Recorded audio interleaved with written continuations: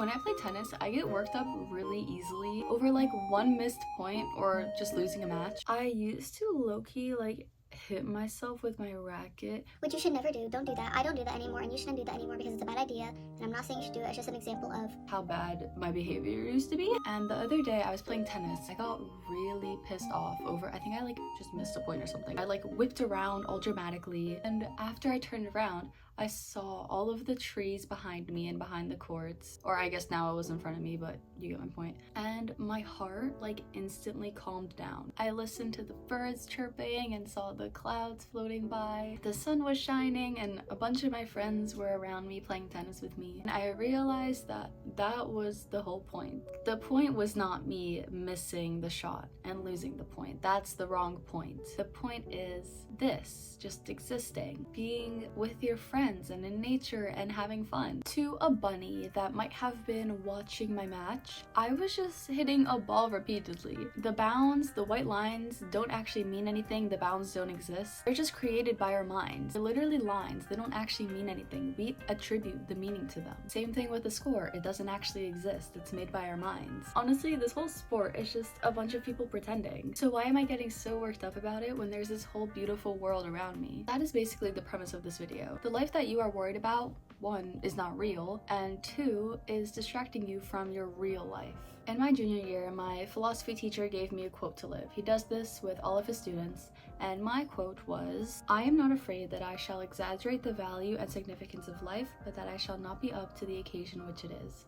I shall be sorry to remember that I was there, but noticed nothing remarkable, not so much as a prince in disguise, lived in the golden age, a hired man, visited Olympus even, but fell asleep after dinner and did not hear the conversation of the gods." So I got this quote at the start of the year, and throughout the year he was asking me, do you hear the conversation of the gods? And I pretty much always said no, because I felt like it had to be this big moment, and no big moments happened to me. And then eventually for my philosophy final, I was going to pass the quote and actually live it. And I was really nervous leading up to it because I was really worried that I was going to cry, because I felt like hearing the conversation of the gods is such a big moment, and I'm a very sensitive person, and I was really worried I was going to cry. I just hate being vulnerable in general. I hate crying in front of people, that whole thing.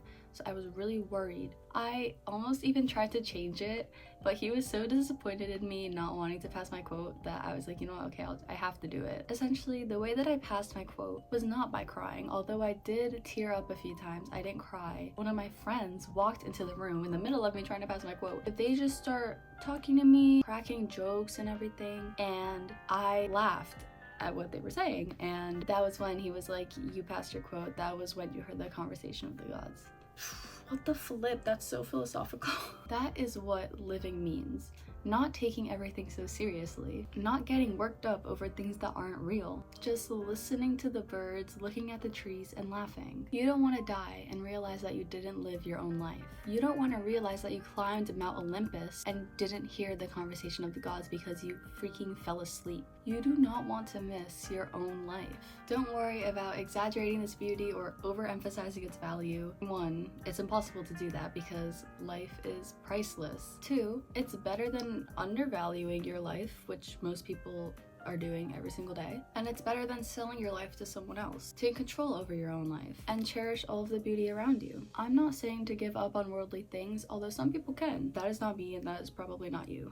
Of course, we need money, we need success, we need to advance and all these things. But you can win a tennis match while having fun. You can pass your quote by laughing, not crying. You can take a break by looking at the trees, not looking at your phone. Go find all the beauty that you're meant to find. Go laugh with people and go hear the conversation of the gods. Thank you so much for watching. I hope you enjoyed. Please subscribe because I'm trying to pay for college with this, which is currently not going well, but hopefully. I hope you have an amazing day. I love you so much.